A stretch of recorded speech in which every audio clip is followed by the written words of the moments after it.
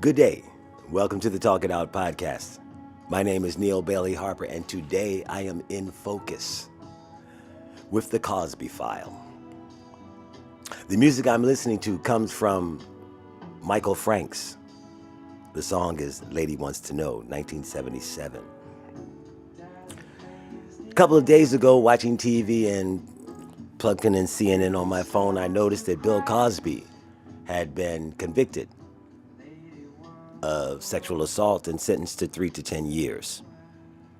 And then I saw an image of him being walked away in handcuffs. And part of me was very sad, being a native Philadelphian who learned a few things about what I do from the entertainer that Mr. Cosby was. But then part of me said, well, he was convicted in a court of law, and you do the crime, you do the time. Now, it's important to remember that this was not about the 40 or 50 or 60 women who threw out stories about their life and their times and their adventures and misadventures with Bill Cosby. There was a lot of different stories, and they had nothing to gain from those stories other than a self-salvation. But I can imagine the pain it cost your families and your friends when you have to tell these stories over and over again. But this wasn't about all of them. This was about one lady, one crime, and he was convicted. And having traveled to Philadelphia last week, it was interesting talking to people my age or a little bit older, and none of them had a profound sense of guilt for Cosby. They didn't see him as guilty. More often I heard them use the phrases that, well, that's the way things were back then. And I'm like, really?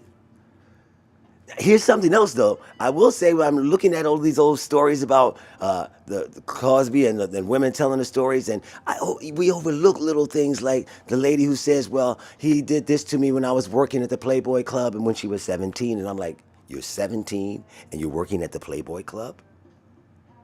That's not a problem. So, it's how it was the time. Maybe some things were the time, but here's what I always say. I love Bill Cosby for his work, but, people wanted to call him, well, he's America's dad. Can you believe America's dad got convicted? No, he's not America's dad. He's a TV star. He's an actor who became prominent in another way, sadly. But have we heard that before? He's just an actor, and we act like we've never role-played in our lives. So he didn't get convicted because he was a TV star, a dad and a TV star. He got convicted because he committed a crime, according to our legal system. And more, we have to wrap our hands around this. You know what? Bill Cosby, Charlie Rose, Matt Lauer, Harvey Weinstein, Les Moonves. The one thing I do know about all of these guys, well, Cosby and Harvey are in jail, but about all of these guys, they lost their jobs, but they're filthy fucking rich. And I'm not sure any charges were presented by anybody else. The other thing I have to say, you violate somebody, it's wrong, completely. We all have choices to make. I go to Charlie Rose's house to do some work for him, and he walks out butt naked. I'm like, whoa, Charlie, whoa. That's one time. I choose to go back. What's that about?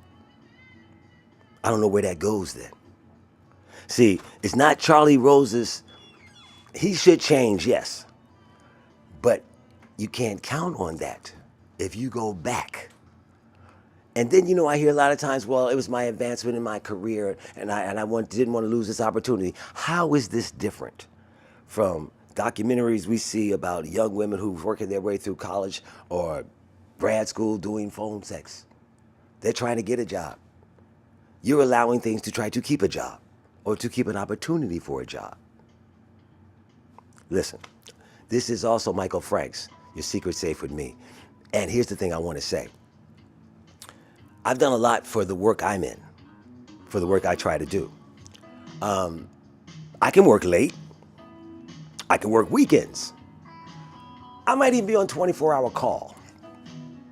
But you're not calling me for that. No. Oh, wait.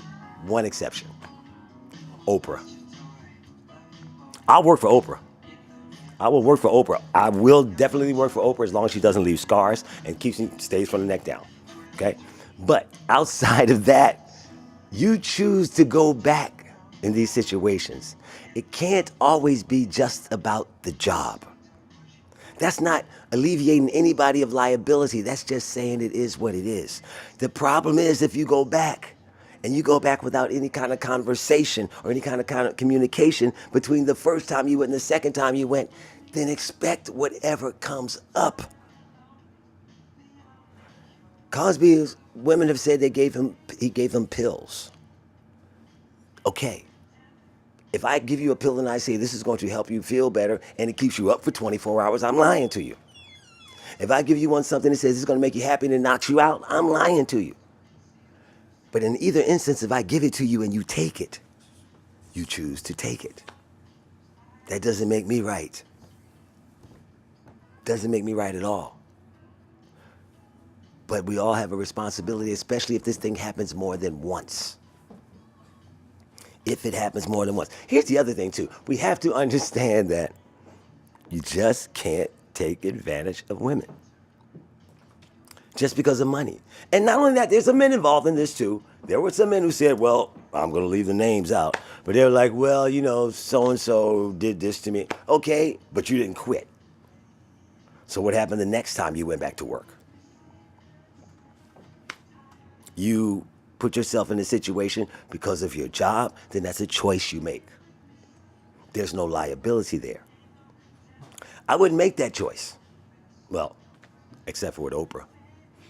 I'll make the choice with Oprah, that's all. But I'm just saying, a lot of us have to understand that, we're not innocent, we're not naive. And the other thing about this stuff, too, is that everybody is all righteous when we all get caught. Now, some of these women have been screaming this for years, but nobody wanted to hear them. And not only that, like I said before, there's a circle of people around all of these people that know what's going on. They are allowing or aiding and abetting in this behavior because they're getting paid too. It all comes back to money, sadly. You feel, and again, it's, just like a lot of jobs, relationships, situations. When you look into them, you see how good it can be, you think how bad it can be, then you decide whether or not you want to go for it. This is no different. You look at the highs, you look at the lows, then you make the choice. But that choice is based on your merit. You cannot allow your choice to be cheapened because of the way you didn't get out of it what you wanted. You know going in, and if you don't know going in, you know soon after being in what it takes to be there. That does not make evil right.